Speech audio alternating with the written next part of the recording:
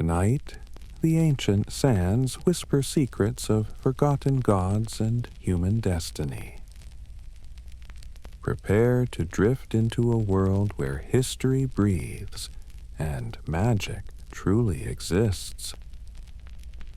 A tale so profound it will reshape your dreams.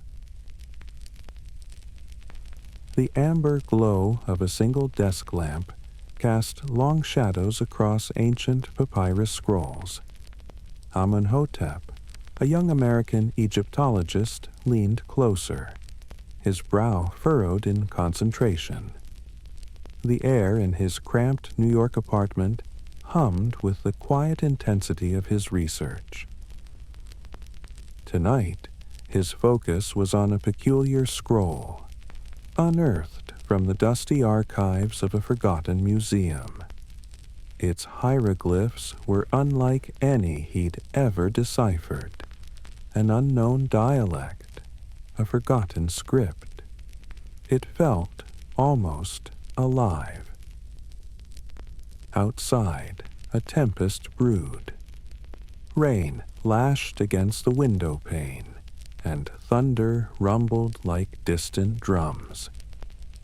Amunhotep, lost in his world of ancient mysteries, barely registered the storm's growing fury.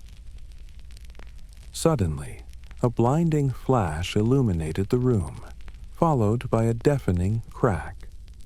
A bolt of lightning, impossibly precise, struck the very building. The lamp flickered, then died. Amunhotep felt a jolt, a searing pain, and then darkness.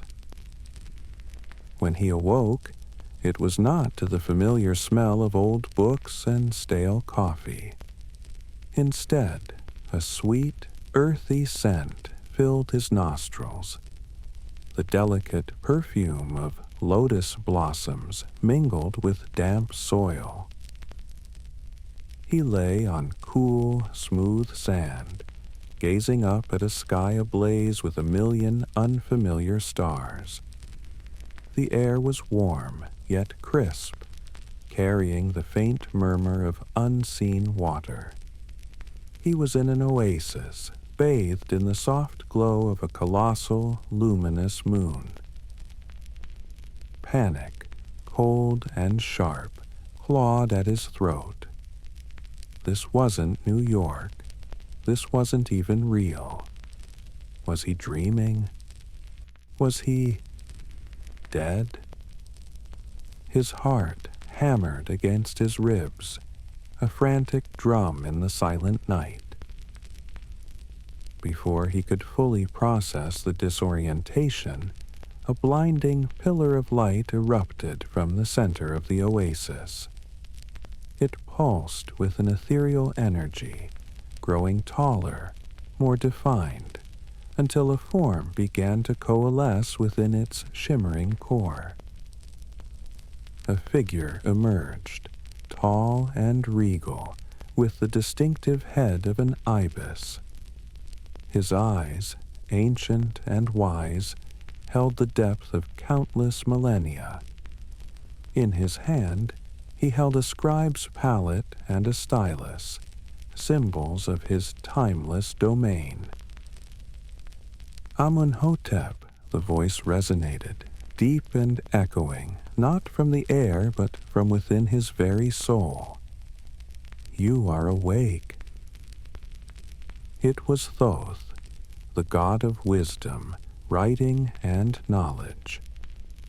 Amunhotep, a scholar by nature, found himself paralyzed not by fear, but by sheer awe. This was beyond anything his books had ever described.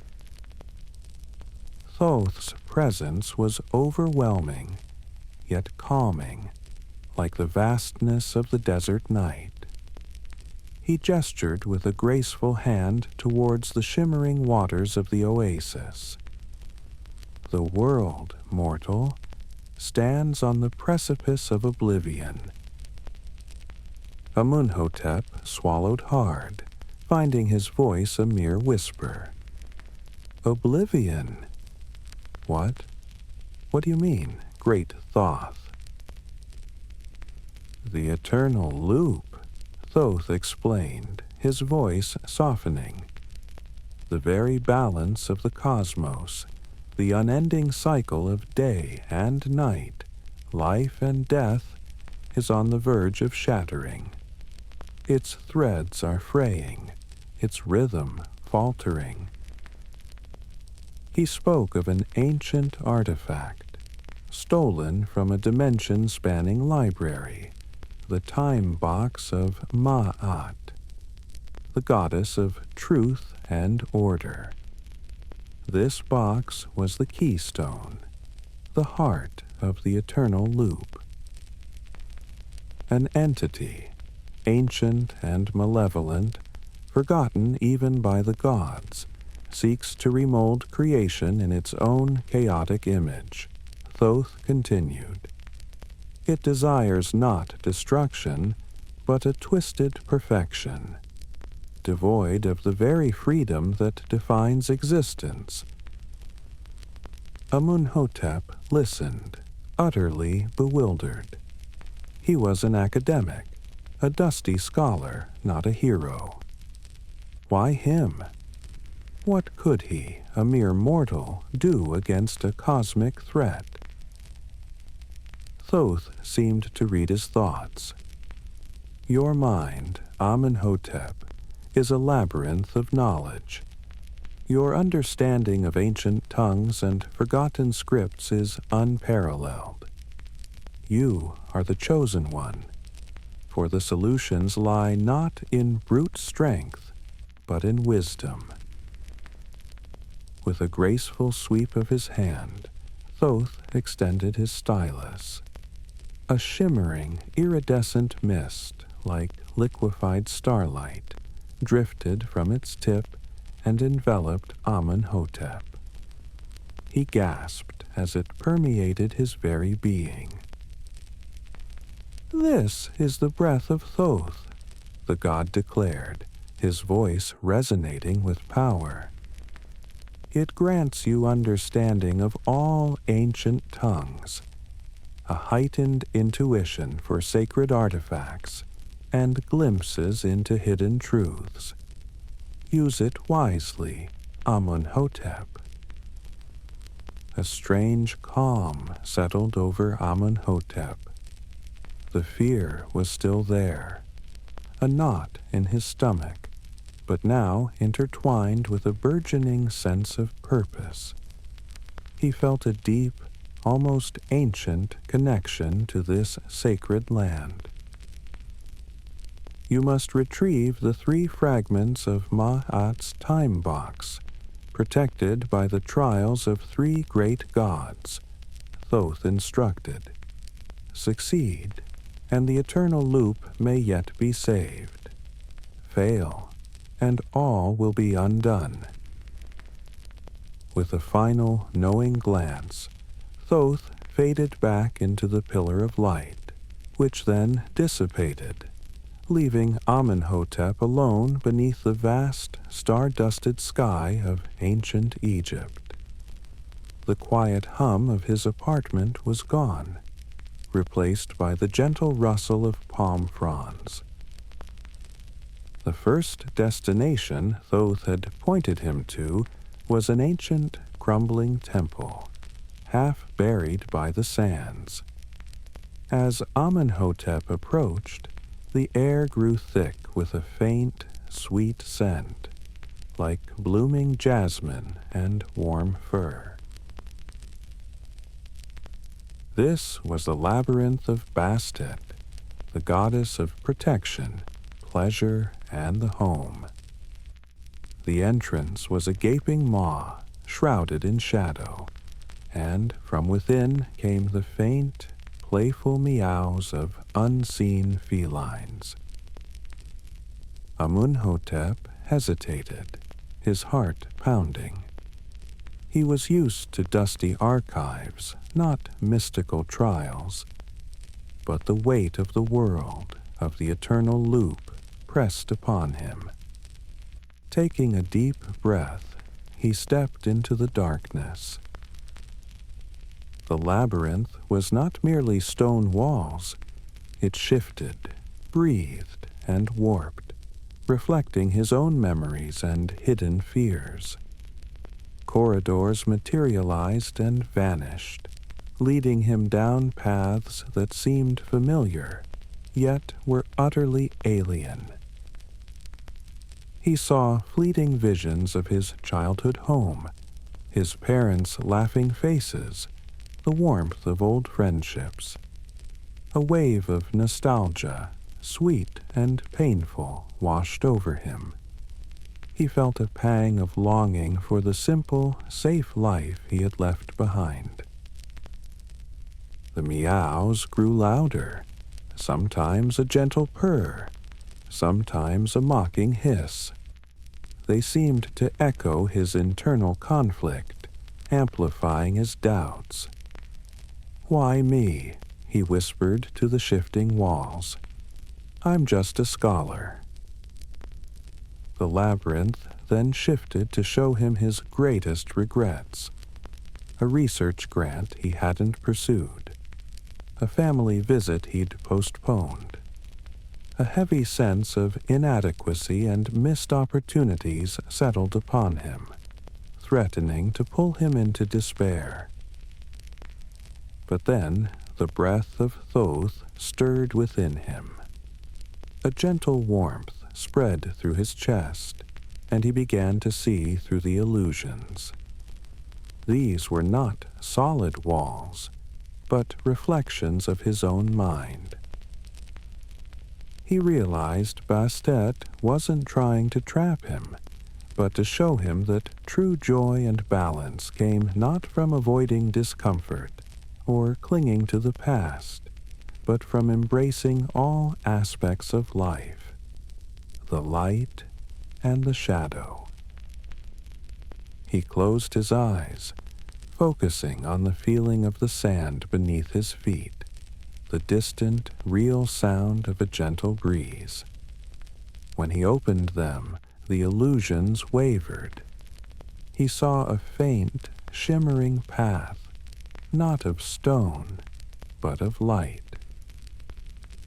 Following the light, Amunhotep found himself in a central chamber.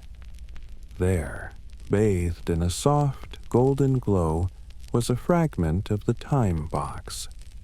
A shimmering, translucent cube, pulsating with a gentle rhythm. He felt a profound sense of relief and accomplishment. A warmth spread through him, not unlike the comfort of a purring cat. It was Bastet's approval, a silent acknowledgement of his journey through his own self. As he reached out to take the cube, a faint image of a sleek, black cat with gleaming eyes materialized for a moment before dissolving into motes of light. Amunhotep clutched the first fragment, feeling its gentle pulse resonate with his own heartbeat. Thoth's guidance led him next to the edge of an endless, scorching desert. The sun beat down relentlessly, turning the sand into a shimmering, oppressive expanse. This was the domain of Set, the god of chaos, storms, and the desert. Amunhotep looked out at the desolate landscape, a wave of dread washing over him. Unlike the internal maze of Bastet, this was a tangible, brutal challenge. The vastness of it, the sheer emptiness, was terrifying. He felt an immense loneliness engulf him, a chilling premonition of being lost and forgotten. He was just one speck against an infinite, indifferent expanse. His scholarly mind, usually his strength, now felt utterly useless. As he ventured deeper, the heat became unbearable. Mirages danced on the horizon, teasing him with visions of cool water and lush oases, only to vanish as he stumbled closer, leaving him with crushing disappointment and thirst. Sandstorms rose without warning, whipping coarse grains against his skin, blinding him. The wind howled like tormented souls, whispering doubts into his ears. You are weak. You are lost. You will fail. The world is not worth saving. This was Set's true trial. Not just physical endurance, but the crushing of the spirit, the confrontation with one's darkest fears, and the allure of giving in to chaos. Amunhotep felt a burgeoning anger and frustration at his helplessness. His body ached, his lips were cracked, and despair threatened to consume him. He sank to his knees, utterly spent. He thought of his life back in New York, the comfort of his books. It felt like a lifetime ago. But then he remembered Thoth's words, the weight of the eternal loop. He touched the first fragment of the time box, tucked safely in his satchel, and felt its faint, steady pulse. It was a lifeline, a reminder of his purpose. The breath of Thoth flared within him, not with knowledge, but with an unyielding resilience. He saw the desert not as an enemy, but as a teacher. The storms were not meant to break him, but to temper his spirit. He rose, slowly, painfully, but with newfound determination. He ignored the mirages, focusing instead on the faint, barely perceptible shifts in the sand dunes, guided by an instinct he didn't know he possessed. Days blurred into a grueling march. He rationed his water, found meager sustenance in hardy desert plants, and endured the extreme temperatures. He learned to trust his senses, to listen to the whisper of the wind for direction. Finally, just as he thought he could take no more, a massive, jagged rock formation loomed on the horizon. It was a natural fortress, untouched by the ravages of time, guarded by swirling sand. Inside, nestled within a cavern carved by millennia of wind, was the second fragment of the time box. It pulsed with a fiery, chaotic energy, yet felt oddly stable. As Amunhotep retrieved it, he felt a subtle shift within himself. The despair had not vanished entirely, but it no longer held power over him. He had faced the void and found a core of unyielding resolve. He had learned to embrace the chaos, to find his own order within it. The journey to the third trial led him to the desolate edge of the western desert, where the land gave way to ancient necropolises and the lingering scent of eternity. This was the crypt of Anubis, the jackal-headed god of death and mummification. A chilling quiet enveloped the area, broken only by the whisper of the wind through crumbling stone. Amunhotep felt a profound sense of solemnity, a stillness that hinted at countless lives and stories buried beneath the sand.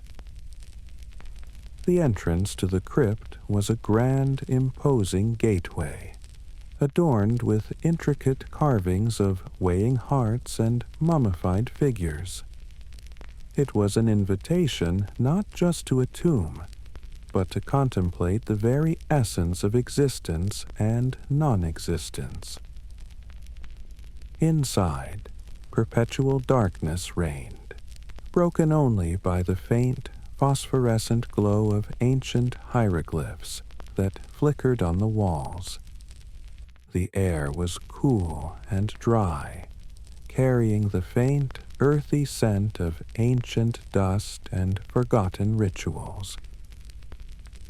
Amunhotep's scholarly instincts flared. He used the Breath of Thoth to read the inscriptions, which spoke not of wealth or power, but of the journey of the soul, the judgment of Mahat, and the cyclical nature of life and death. As he delved deeper, he encountered spectral figures, not menacing ghosts, but ethereal forms of the deceased, lingering in a peaceful, almost detached state. They were the souls who awaited judgment, their stories etched into the very fabric of the crypt. He felt a profound empathy for them, a sense of shared humanity across millennia. He realized his trial here was not about overcoming a physical obstacle, but about understanding and accepting the ultimate truth of mortality. Anubis himself did not appear in a grand display, but his presence was palpable. Amunhotep felt a voice, calm and deep, resonate in his mind, posing riddles of existence. What is life without death? What is gain without loss? What is beginning without end? These were not questions to be answered with facts, but with understanding. Amunhotep reflected on his own fears of mortality, his desire for knowledge that would last forever. He realized that true meaning lay in the cyclical flow, not in stopping it. The Breath of Thoth guided his thoughts, allowing him to connect ancient philosophies with his own modern understanding. He saw the beauty in decay, the necessity of endings for new beginnings. He felt a deep sense of peace and acceptance. In the deepest part of the crypt, amidst the silence of ages, rested the third and final fragment of the time box. It hummed with a quiet, balanced energy, reflecting the harmony of the eternal loop. As Amunhotep gently took it, a sense of profound tranquility washed over him. He no longer feared the unknown or clung to the fleeting. He understood that he was a small part of a grand design, and that was enough. A faint, jackal-headed silhouette seemed to nod in approval from the shadows, a silent guardian acknowledging his wisdom. Amunhotep had faced death and found life, faced ending and found continuity. With all three fragments secured, Thoth's ethereal voice guided Amunhotep to the final destination, a place beyond maps, beyond time, deep within a forgotten rift in reality. This was the lair of the unmade, where the malevolent entity lurked. The air here crackled with discordant energy. Colors bled into each other, and sounds twisted into agonizing dissonance. Time itself seemed to warp and fray, causing Amunhotep a dizzying sense of disorientation and nausea. He felt an overwhelming pressure, as if the very fabric of existence was being squeezed and pulled. This was the raw, unrestrained chaos the entity sought to unleash.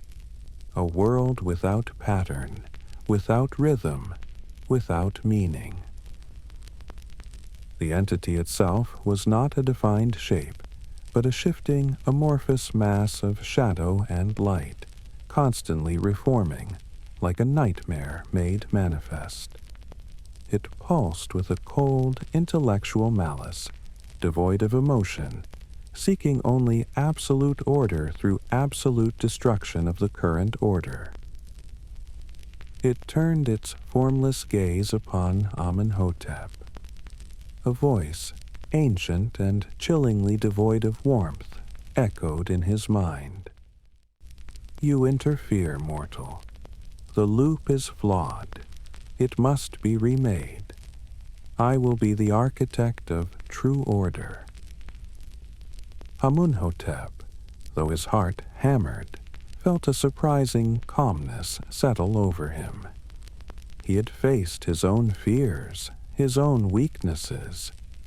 He was no longer just a scholar. He was a conduit of ancient wisdom, armed with the Breath of Thoth.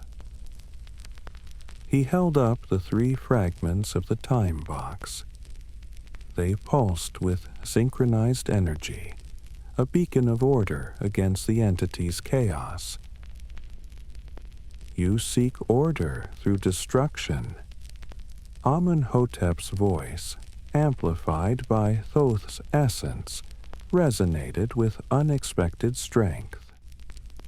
But true order embraces life, death, and everything in between. The entity recoiled, its form momentarily flickering. It presented Amunhotep with one final, impossible riddle, a paradox designed to shatter his mind and logic. It was a question about existence and non-existence, designed to make him doubt the very fabric of reality. But Amunhotep, now attuned to the deepest currents of the universe, saw through the deception. He understood that the paradox was a test of faith in the unknowable, a challenge to accept that not everything needed a definitive answer. He didn't answer with words. Instead, guided by an ancient instinct, he brought the 3 fragments together. They clicked into place with a soft, resonant hum, forming a complete, shimmering box. A wave of pure, harmonious energy erupted from the assembled time box, washing over the chaotic layer. The discordant colors stabilized, the twisting sounds unraveled into a gentle, flowing melody. The entity shrieked, a sound of pure negation, as the order it despised began to reclaim its dominion. It tried to resist, but the power of the eternal loop, now whole, was too great. Slowly, agonizingly, the formless mass of shadow and light began to recede. Not destroyed, but compressed, banished back to the forgotten corners from which it had emerged, sealed away by the returned balance. The layer shimmered, then dissolved, like a dream fading with the dawn.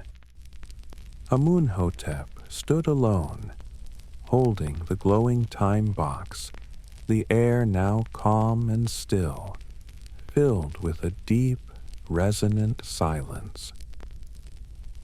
He felt an overwhelming sense of exhaustion, but beneath it, a profound relief and triumph. He had done it. He, Amunhotep, the quiet scholar, had played a part in saving the very fabric of existence. The next thing Amunhotep knew, he was back in his apartment. The rain had stopped, the thunder was gone. His desk lamp was still off, but a soft, ethereal glow emanated from the papyrus scroll he had been studying. He closed his eyes, then opened them again. The familiar clutter of books and notes was comforting, yet somehow alien. He was home, but he was profoundly changed. A gentle hum filled the air, and the form of Thoth materialized, not in a blinding light, but as a translucent, benevolent presence. His ibis head inclined in approval. "You have succeeded, Amunhotep. The eternal loop is secure." Amunhotep felt a wave of gratitude wash over him, mixed with a lingering awe. "Great Thoth, I am but a humble servant. I only hope I was worthy." "More than worthy," Thoth replied, his voice soft yet profound. "You faced the trials not with brute force, but with the very wisdom I represent. And for that, you shall receive a gift, one not of power, but of understanding." Thoth extended his stylus once more, and this time a gentle golden light emanated from its tip, flowing directly into Amunhotep's forehead. He felt no pain, only a tingling sensation, as if a veil had been lifted from his perception. "This is the eye of time," Thoth declared. "Not a physical object, but an intuitive awareness, a deeper perception of the currents of existence. You will sense the echoes of the past, the whispers of the present, and the potential paths of the future." Amunhotep felt his mind expand, encompassing vast spans of history and intricate connections he had never perceived before. He could almost feel the weight of centuries in the papyrus beneath his fingers, the faint impressions of lives lived long ago. It was a gift that was both exhilarating and daunting. He now saw the interconnectedness of all things, the delicate dance between cause and effect across the ages. His research, once a pursuit of facts, was now a journey into the living tapestry of time. Thoth's presence began to fade, a gentle warmth lingering in the air. "Go forth, Amunhotep," the god's voice resonated one last time. "Tell the stories of the forgotten. Guide those who seek truth. You are now a guardian of time's wisdom." And then he was truly alone. The papyrus scroll on his desk no longer glowed, but it felt different. It felt complete. Amunhotep spent the rest of the night in a daze, processing the impossible journey he had just undertaken. He was the same man, yet profoundly different. His perception of the world had shifted, expanded. He picked up a pen. The words flowed effortlessly, not just from his mind, but from a deeper well of understanding. He began to write, not just about archaeological discoveries, but about the unspoken tales, the hidden currents of history. He wrote of the whispers of the past, the interconnectedness of all events, the profound wisdom that lay buried not just in tombs, but in the very fabric of time. His work was no longer merely academic. It was a living testament to the eternal loop. Amunhotep, the quiet scholar, had become the keeper of untold stories, a bridge between the ancient and the modern, a guide for those who sought not just knowledge, but understanding. And as dawn broke over the New York skyline, casting a gentle light upon his apartment, Amunhotep continued to write, weaving tales that would invite listeners to explore the timeless mysteries of existence, and perhaps to find their own peaceful slumber. As the echoes of this tale fade into the night, allow yourself to drift into a deep, peaceful slumber. If you found solace in these ancient whispers and seek to unlock more mysteries, then empower your nights with wisdom.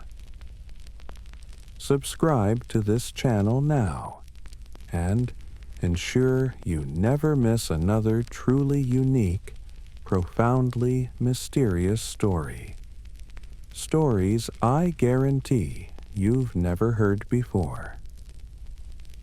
Hit that subscribe button and turn on notifications. Let's embark on countless more journeys into the heart of the unknown, night after night.